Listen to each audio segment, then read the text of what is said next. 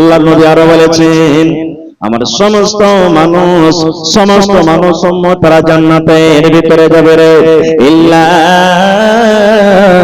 মান আবা, কিন্তু আমার উম্মতের মধ্যে যারা আবা ওরা জান্নাতে যাবে না রে। যারা আবা দলের মানুষ, যারা আবা গ্রুপের মানুষ, ওরা জান্নাতের ভিতরে যাবে না, ওরা জান্নাতের ভিতরে যাবে না। সাহাবায়ে কেরাম কথাটা বুঝতে পারলেন না, নবীকে প্রশ্ন করে দিলেন, ইয়া রাসূলুল্লাহ, আল্লাহর নবী গো, আবা কাকে বলে? আবা কোন মানুষরা কে বলে? যে আপনার উম্মতের মধ্যে আবা হবে ওরা জান্নাতের ভিতরে যাবে না। আবা কাকে বলে নবী গো? আল্লাহর রাসূল বললেন, উম্মত রে,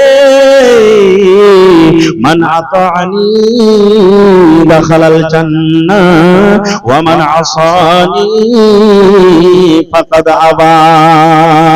এই আমার উম্মতরা শোনো, এই আমার সাহাবার দলেরা শোনো, আমার উম্মতের মধ্যে যে লোকেরা আমার মন মতন জীবন কাটবে, আমি নবী যেইভাবে চলতে বলবো সেইভাবে চলবে, আমার অনুসরণ করে চলবে, আমার মন মতন জীবনটা কাটবে না, দিনের মতো শরীয়ত মোতাবেক সামনে রেখে জীবনটা কাটবে, যে আমাকে অনুসরণ করে জীবনটা কাটবে, ওরা আমার উম্মত, ওরা জান্নাতের ভিতরে যাবে রে।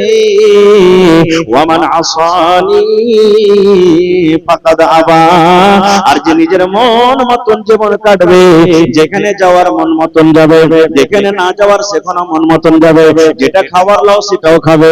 আল্লাহ রাসূল বলেছেন, এরা হলো আবা, এরা হলো আবা গ্রুপের মানুষ, এরা জান্নাতের ভিতরে যাবে না। নারে তাকবীর।